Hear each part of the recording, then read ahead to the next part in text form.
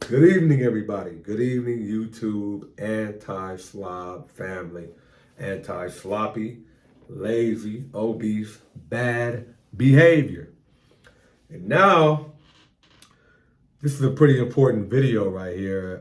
You guys see the title, Choices Equal Outcomes. Choices Equal Outcomes. And before we get into this video, I have to give a shout out to a young lady who inspired this video. Now, I always like to, keep people's identity private, so I'm not going to say her name. But if this young lady does see this video, I want to thank you because you inspired this video, right? You gave me the inspiration to make this video because we had a conversation that I think that was kind of important, and it appeared that you were actually, listening to understand and not listening to just respond. So that in itself is something that is not normal. A lot of people, a lot of you women, you guys don't do that. You guys just listen to respond, and you get triggered, and you're not really trying to listen to get any type of understanding, right? So I really appreciate you, young lady, for actually letting me be honest, and you actually taking the time to listen to what I was saying. You weren't in your emotion, and that was dope. I appreciate that. So you inspired this video. Choices equal outcomes, and in the midst of me, kind of building this video up, I had several males that were in my inbox, that were trying to basically tell me that I was wrong about people having choices over their lives. Specifically, people making choices of to overeat, people making choices not to exercise, and they getting the outcome of being a fat slob. They were basically trying to tell me that just giving me a bunch of excuses as to why people are out of shape, why people are fat. It's because they have mental health issues, just a bunch of blah, blah, blah. No. Everybody has a choice, and your choices are going to dictate your outcomes. But what I think that is imperative for me to do is to define what a choice is, define what an outcome is, because what I'm starting to notice is that a lot of you guys really don't know the definition of these words that you use. You're just out here talking, and you don't know what the hell you're talking about. So we're going to go back to school for a second, and we're going to define the word choice. We're going to define the word outcome, and we're going to talk about how they're related and how they're correlated, how your choices are going to dictate your outcomes. So, choice, the act of choosing, selection. The act of choosing, selection, finding it hard to make a choice. Power of choosing, option. Example, you have no choice. So the act of choosing, power of choosing. So there is power in choices. Choosing something is an act. So you have to actively do something. You have a choice. Right? Everybody has a choice. So we've defined choice, right? Now we are going to define outcome. Okay, outcome. Definition of outcome, something that follows as a result of consequence. Something that follows. A surprising outcome, patient outcome, outcomes of bypass surgery. We are still awaiting the final outcome of the trial. So, you make a choice, and depending on what that choice is going to dictate what that outcome is. You got a choice, go down that path, this is your outcome. You choose to stuff your mouth with high-calorie morsels of food. The outcome of that is going to be an obese person. And over here, we're anti-obese. So I would recommend that you try to display or try to enact some mouth discipline into your life, and you don't go down that path of shoving high calorie morsels of food into your mouth, don't make that choice. Make the choice of having nutritional, low calorie foods that you put into your mouth, chew your food correctly, digest it, exercise, make those choices. So then that the outcome could be someone who is pleasing to the eye, somebody who is anti-obese, somebody who is an anti-slob individual, right? Now, I'm going to kind of go into this conversation that I had with this young lady. And again, I'm not going to put the conversation up on here. I'm just going to read it. And again, it's not to shame anybody. It's not to try to embarrass anybody. Again, I really believe that the conversation that me and her had was pretty healthy. You know, it was, like I said, she was actually listening to understand, right? She wasn't listening just to respond. And she put this picture up of these obese women, right? I'm going to put that, there it is right there. You see that? It'd be right on the screen. See this? All of these women. Now these women, you know, they're not ugly, right? None of these women are ugly. But these women are obese because of their choices, right?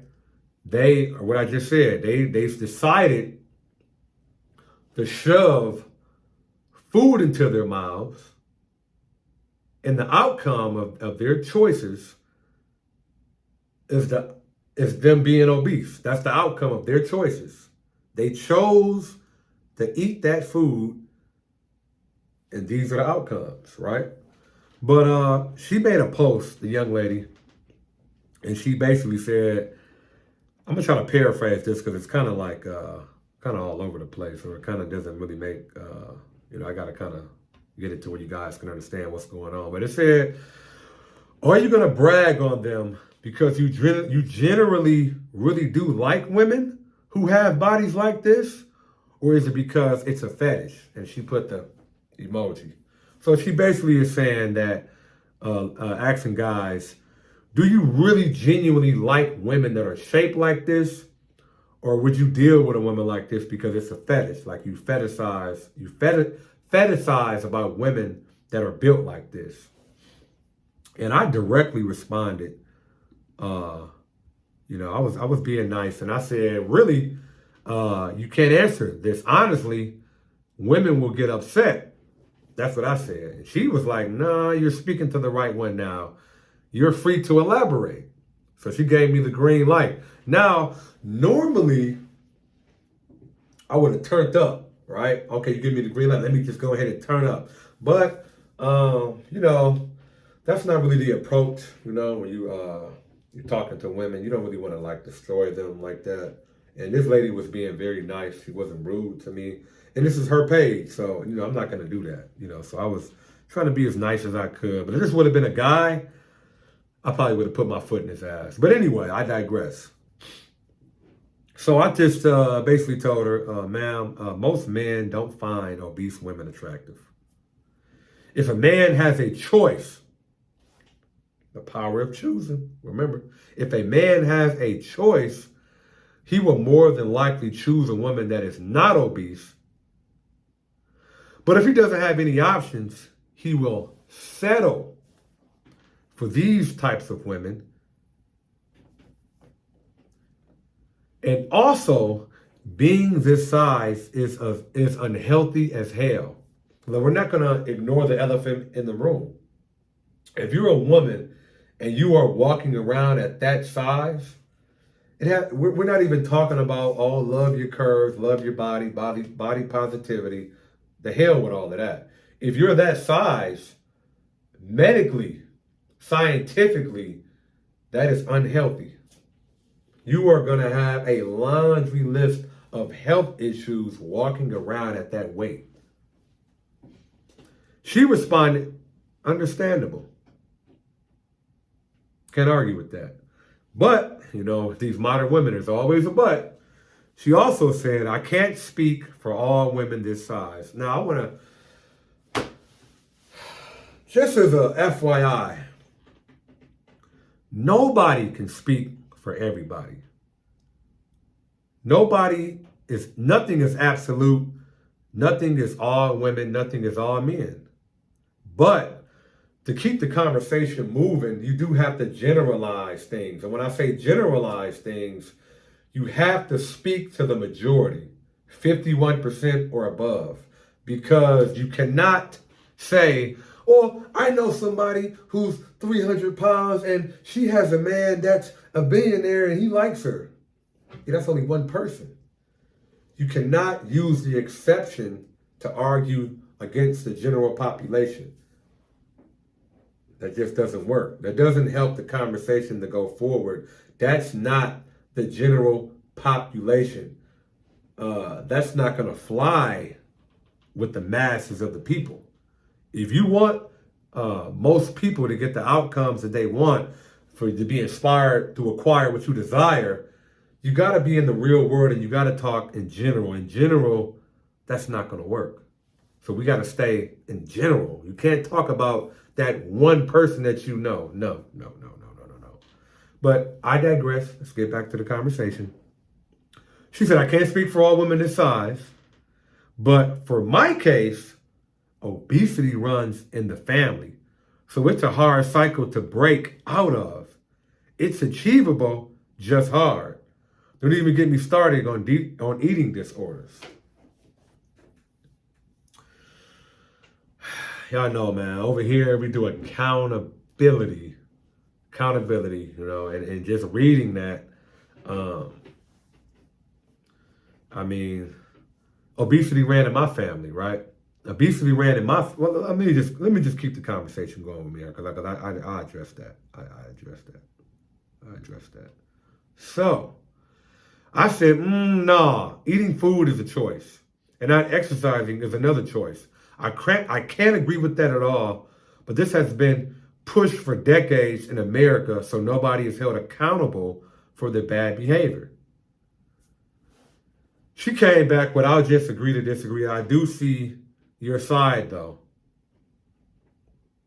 I immediately came back. I'm only speaking from experience.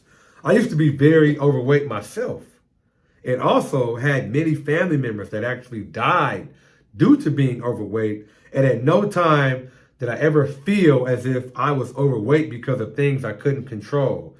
Having willpower and discipline was my actionable choice over my life. I didn't like what I seen in the mirror, so I changed it.